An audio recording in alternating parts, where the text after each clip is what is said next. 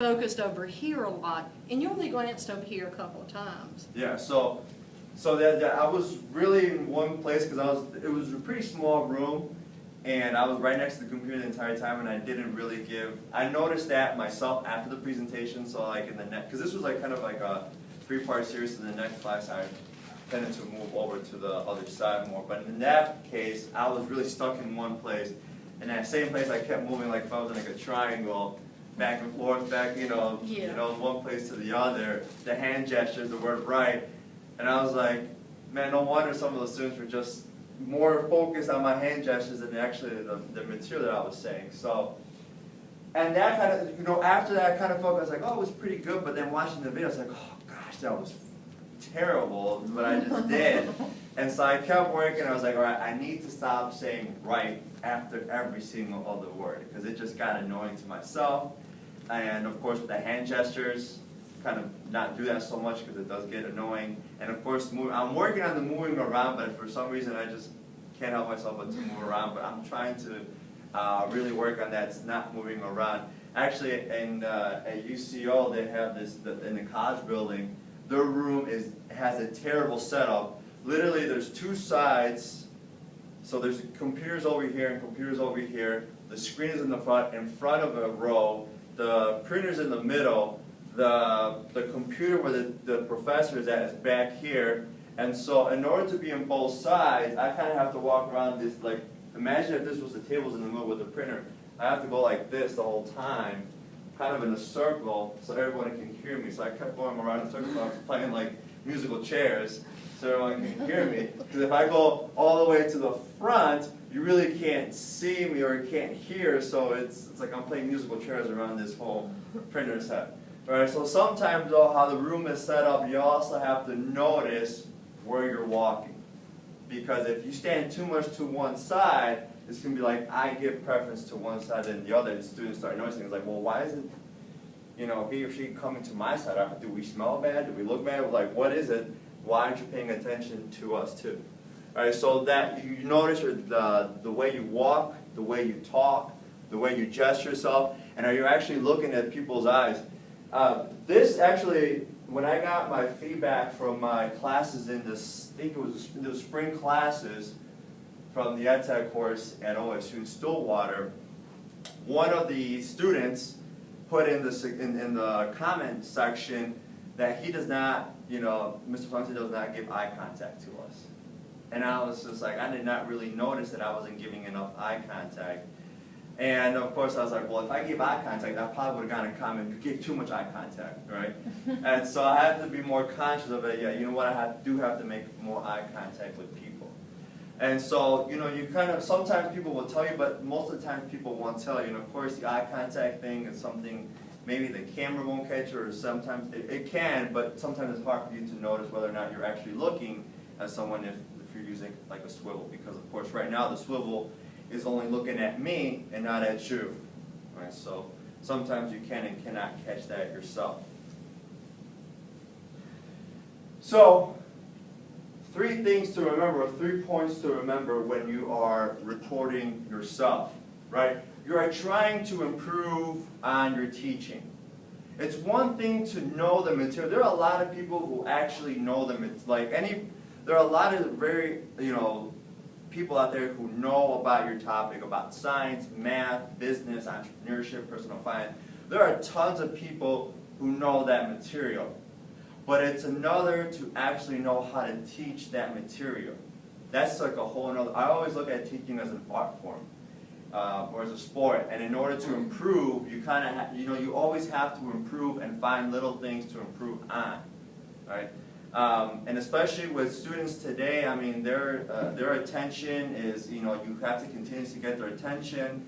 You have to do activities that make them move. So you're always trying to find ways to improve, especially, I know in the K through 12 that you get evaluated on the way you teach, so you always want to improve on that. You don't want to be the same teacher you were your first year as to when you get to your 5th year. I know for a fact that when I first started teaching, almost 5 years ago now, at the college level, I know I'm not that same person I was 5 years ago, because I've tried to always improve myself, and recording myself has actually helped me see that. And of course, with feedback from instructors and such, so it's only to improve yourself. It's not to, you know, be down about yourself or to say, oh, I'm a terrible teacher. No, it's just always to improve yourself. Just like athletes continuously watch film on themselves and on their opponents, you also want to do the same thing to yourself. Because like they always say, like the biggest opponent is yourself, right? You're the biggest person who's going to critique themselves, so you always want to do better. Focus on what's important. You can't change everything at once. So if you're the person who says or like, or write a lot, right? One continuous word every other sentence or every other word, you know, focus on one thing at a time. So if you keep saying the word focus on that first and try to improve on that, and then move on to the next. So if you say a lot, if you move around a lot in the room, or if you keep using hand gestures a lot, focus on one thing, because if you try to do all three things at once, you're going to get lost, and it's not going to be anything good. So for me, when I kept saying the word right, I noticed that I focused on that first. Once I got a little better at that, of not saying right every other word, then I started working on my hand gestures, and I'm actually doing a little better now. And now I'm trying to work on stop moving so much. And of course, move around the room and focus on both places at the same time, depending, of course, on the way that the room is structured. So that's how I try to strategize myself and to focus on what's important. So you can't fix everything at once, so you have to kind of take little baby steps at a time. And of course, develop a sound strategy, not a new strategy, every week. So you kind of have to get your own teaching style. Everyone has their own teaching style. There's a person who actually is giving a presentation by the name of Scott Hazelwood, and he's actually in the same program as I am at OSU in Stillwater, and he has a very unique way of teaching. He's like one of those very hyperactive individuals who will get in your face, you know, jump up and down, and just, you know, one of those crazy guys. And I'm just not like him. I cannot do that. I cannot go up and jump up and down and get in your face and start screaming, and, you know, not screaming at you, but like screaming in joy or whatever, like he can.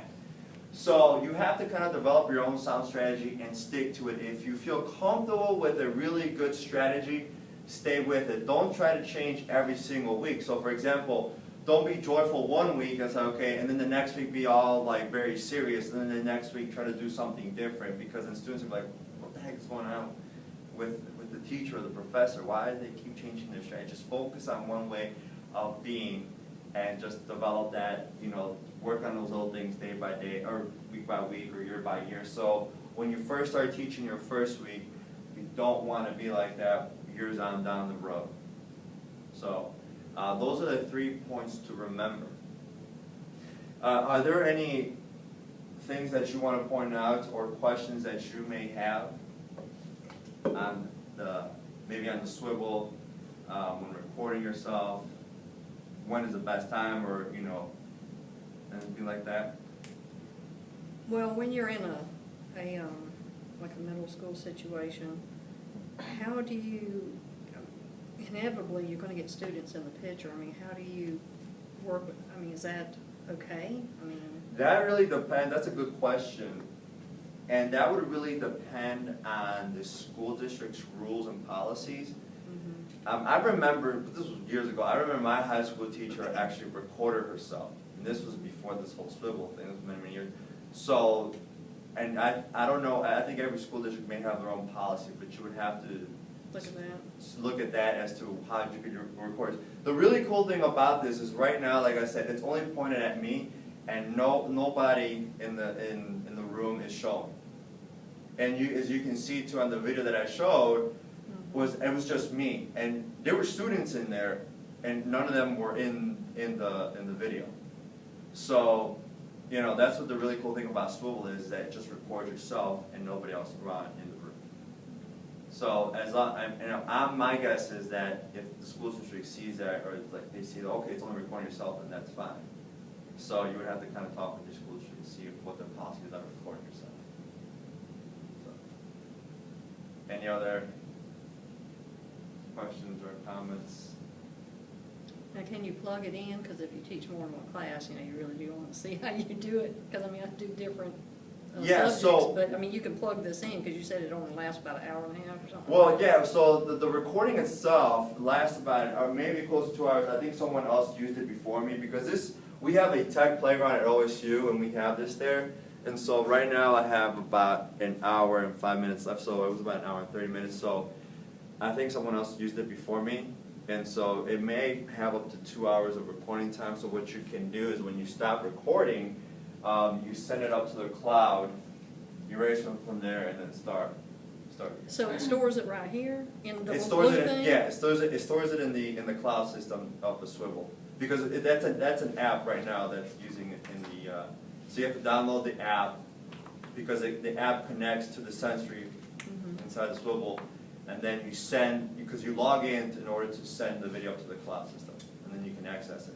Okay, so let's back up a second. If my internet is sketchy, it's recording it on here and then I send it up? Yes. Okay, I just want to make sure I understood that. Yeah. Okay. So yeah, so that's also another thing you have to kind of take into consideration. If you want to record yourself the whole day, you're gonna have to, you know, take into consideration that I have to send the videos up there, because I only have so much limitation into how much I can record. So, and also the person I mentioned earlier, Sky, so was that you can put your iPhone on it too.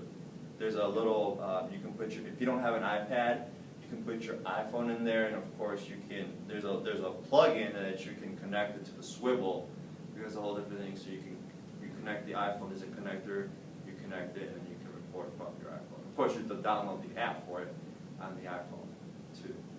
So, personally, I probably wouldn't, because, you know, what if you get a call or something like that, and, you know, your text. And so, you know, those things are always ringing. So personally, I would just stick to the iPad, just because it's much, I don't know, I just find it, and the screen is much bigger too, so I can actually see my, you know, the iPhone, you probably have to be like, kind of like, you know, is it on, is it recording? Do you see yourself? Yeah, I see myself right now, so I can see, you know, how much time I have left too. So how much time I have recording, and if it's recording or not. So that's the really cool. And like I said, for some reason this thing is not working for me. So this thing also controls it, so you can control the recording, so you don't have to continue. You know, if you want to stop recording, you know, you just there's one here that just stops the recording. So when you're asking students to, okay, let's everybody write on your journals or write some. At that time, you can stop it, so you save some space and some battery, or just some space from, you know, not having to record the dead silence while everybody's writing. And then you can restart again. So that's the really cool thing about this whole thing. And again, you don't want to move too much at the same time, because the SWIVL is going to be like, well, where are you going, where are you going? So it's not, you know, it's a really cool device, but it still has, you know, some little things that it can work on.